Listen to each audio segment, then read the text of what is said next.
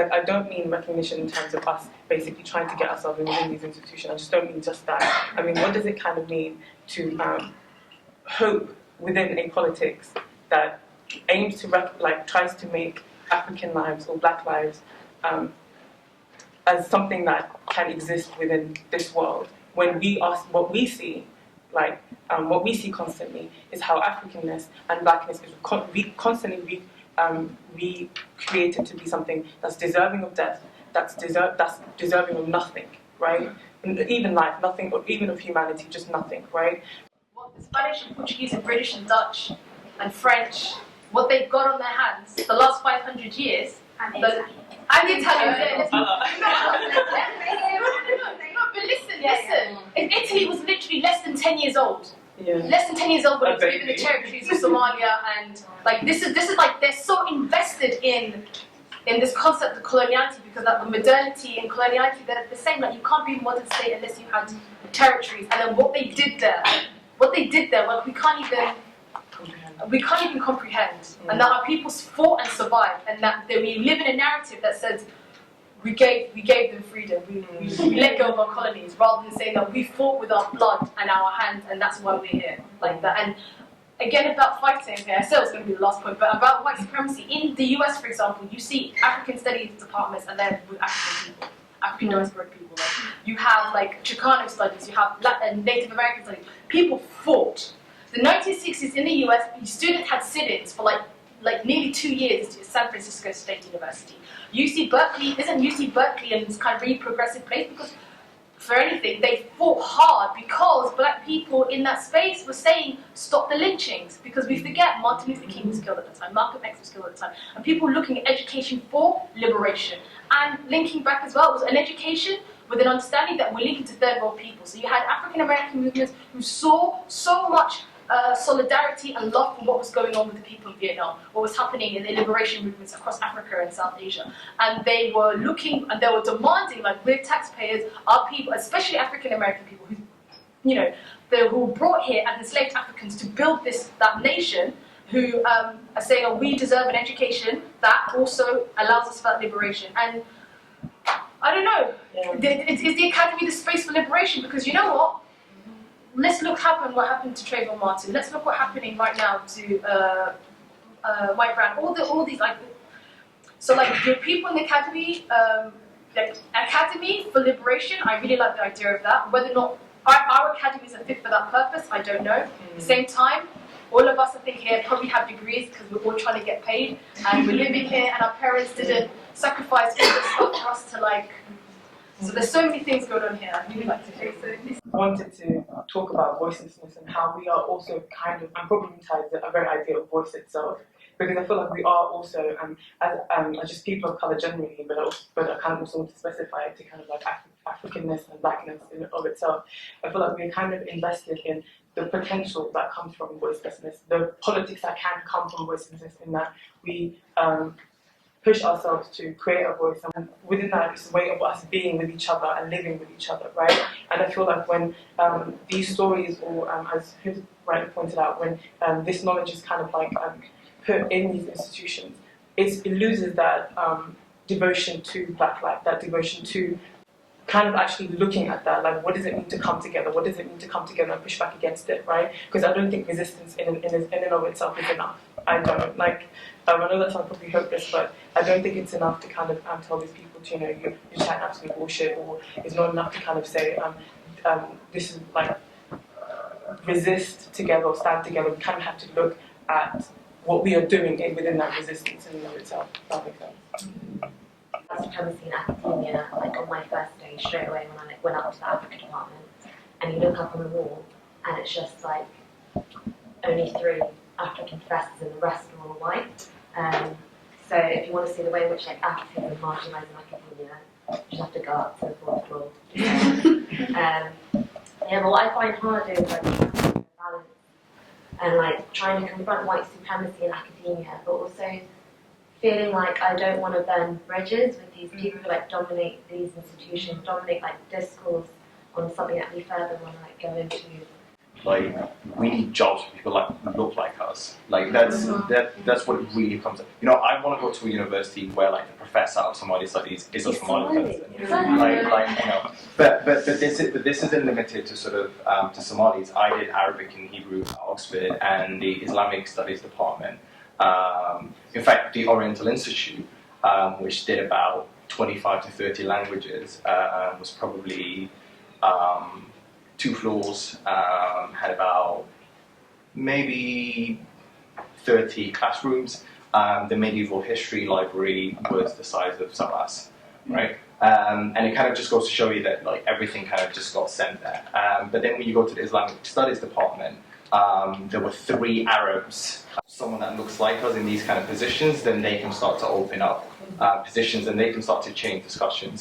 Just kind of spearheading that and like Adam Cooper and other people. So it's kind of like critical to kind of get people in these kind of places to be able to kind of affect a real kind of to change. We shouldn't lose sight of the fact that these institutions have privilege, and we should try and get some of that privilege rather than alienating ourselves by bashing white people. Going back to what knowledge, like how knowledge actually produced and the power dynamics in which they produced it. I'm hearing so many really interesting threads. There's like, how do you survive in the academy now, making sure that there are people that can say things that are, decolonising the space is the phrase that was used. Also recognizing that, in our blackness, in our subjectivity, like there is a history of, the colonial encounter and the academic encounter, like they came together. I want to say that, like, because you said in the beginning that the history of Somalis is like they're being really lazy. I found that really, I don't know, it makes me really angry because most of my Somali friends, they're so into like building something up, having their own businesses and like really setting up a future for themselves and going back to Somalia and changing something there. So first of all, that's like something that makes me really angry because like I learned most of the stuff I know now from Somali people because they're really like, I don't know, I don't want to like be like not slimy and like make loads of communists, but that's just how it is. Like those of my Somali friends, they're quite wise, even though they're younger than me. I'm always like, okay. And second, I don't know, I feel because you speak a lot about colonialization and how it's like still apparent, and I feel it's so hard to really like break the chain of events that happened since then because like it's still apparent everywhere. You have these rich people that sit at the top and they still like use marionettes everywhere. They still keep Africa down through like, I don't know, putting people there and like just because they divided them up all in states that actually not had to be states, like they were like they just divided up, they caused like conflicts. And I don't know, maybe it's like something we have to do like really slowly, like just getting to know other cultures, getting to know like how people actually understand the world, speak other languages, to really create a sort of movement slowly to really break that cycle of colonialism. Because I don't know how to put it into words. Sorry, I'm German. I just think like, because I find like I try to like get involved with so many people from different cultures to just like teach other friends of mine to like say like don't be so prejudiced all the time. Like don't think because you're white you have like a privilege to do something better than like a black person, because I find like black people are mostly more funnier than I don't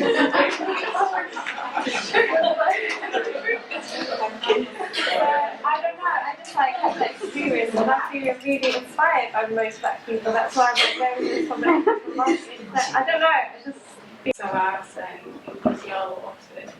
Personally, I don't think that's enough. Just because you're my skinfolk doesn't mean you're my kinfolk. And often, we have people who look like us, who are simply there to reproduce that set narrative and give it validation. And I'm not here for that. Personally, I don't want to be a part of an institution like SOAS, which tries to glimmer respectability by having token black people in. And then not change the narrative. I would rather we create our own narrative, create our own institutions outside of this. Studies or in Somali or whatever studies that is us, and you've come out feeling really, or a dismembered person who is a bit, what's the word that Fanon used? But just a confused person who is not quite liberated. I mean, liberated probably their notion, but anyway, I think we have to keep resisting every day And even in these spaces, I mean, if you go to that fourth floor here, how do you resist if you're one against all these people who, I mean, you don't have, there's no black academic. It speaks your language in terms of thoughts, and so it's quite challenging, and I think these are discussions we need to have. The hashtag has started that, but we need to continue. The Asians, the Subaltern school did well, Spivak and Mohanty and company, they did well in reclaiming their knowledge, but Africans were yet to reclaim our knowledge. So that's our challenge. We start putting our resources into saying that we want to set up our own academies and that we're willing to put our resources towards our own research, right? Then we will always actually either be begging for money from research councils, right? Or trying to find some way of sliding into an academic role. But once again, even in your academic role, you're just using your lecturership to beg for money from another research council, right? You know, you're always in that position of asking someone to give you money to do any sort of research. And I think until you're beginning to build up your own resource base, which actually links to my other point, which is actually I would be a little bit more cautious about looking at, say, development in Somalia purely as like, you know, everything's getting better and, you know, we're finally starting to develop so, because the question is who owns all that development, right? Who controls the development, right?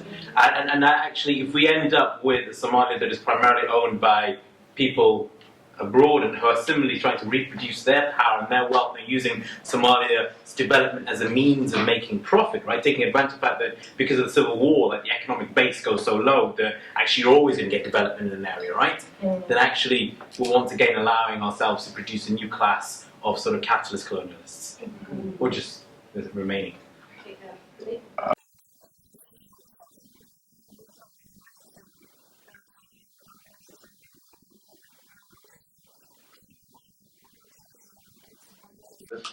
Gentleman over there, I completely agree. It's as far as I'm concerned, it's a question of who commissions research, who pays for research that ultimately clarifies, you know, where the biases are coming from. But it's not to say that as an ordinary Somali living their life, it doesn't have a confidence or authority to describe their situation, their reality. Language is important, as you said, but I feel what's more important is knowing that telling stories or communicating in a certain way is distinctively Somali. There's a way of communicating which is ours, which we're all familiar with, which other people. You know, I was at an event the other evening with Somalis and non-Somalis, and the non-Somalis, one of them just throwaway remark said, "Oh, it's a completely different culture." Now I understand what he's saying, where he's coming from, because, you know, the whole English reserve thing is it's not really, it's completely un-Somali, in fact. But that's another story. Language is important, but the way of communicating, I think, is more important. That's what we have. When you have people researching the Somali people and the way they interact with each other, I think the confidence that Somalis have can be lost. The other thing as well is, I feel you're a Somali academic already in Somali Studies when you're a young kid, for example, and you've somehow or other mastered Somali, or you're able to interact with older folk, even though you've never been to Somalia.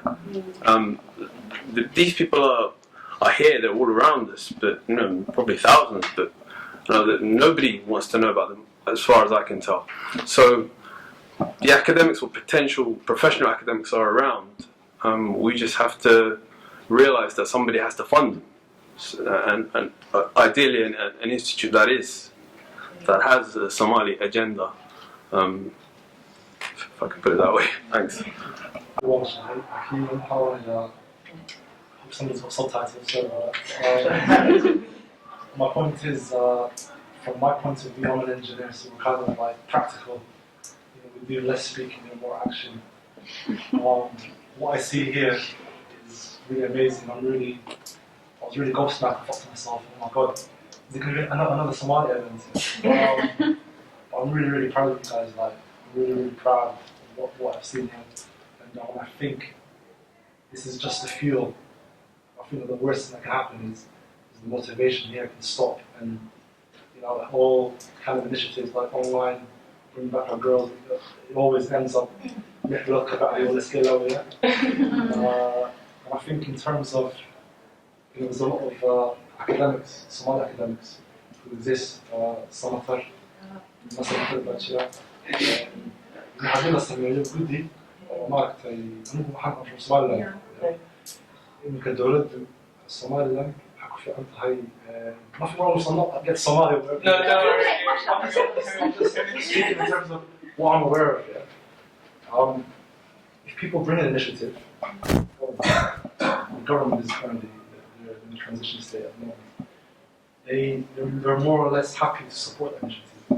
In terms of funding, catchability budget, which that market investment for Somalia. النقطة الثانية كان في سنة أو ثلاث سنوات كيف هذا أو حاليا اللي معلومات أو اللي I think. No, I didn't actually say I think the other point is بحاول هي نقص الشعراء بيقصوا بحاول ولا هذا ممكن نقطة. وضعك نفق نفس إنه استغل عليه. Sometimes, you know, when you're kind of like when you're immersed in like for example, you take a stone and then you drop in a bucket of water there. That stone is saturated. What happens is we live in society, and whether we realize it or not, we're immersed. We kind of exist in an emergent sort of state. So it's good to kind of like take yourself out and just stuff as even if you don't really do you don't do nothing. Just see how people function. Try to get a different idea, and then come back and take that energy and then put it to use.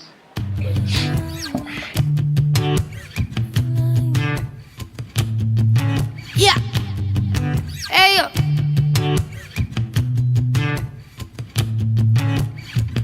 I'ma fight till the day that I die.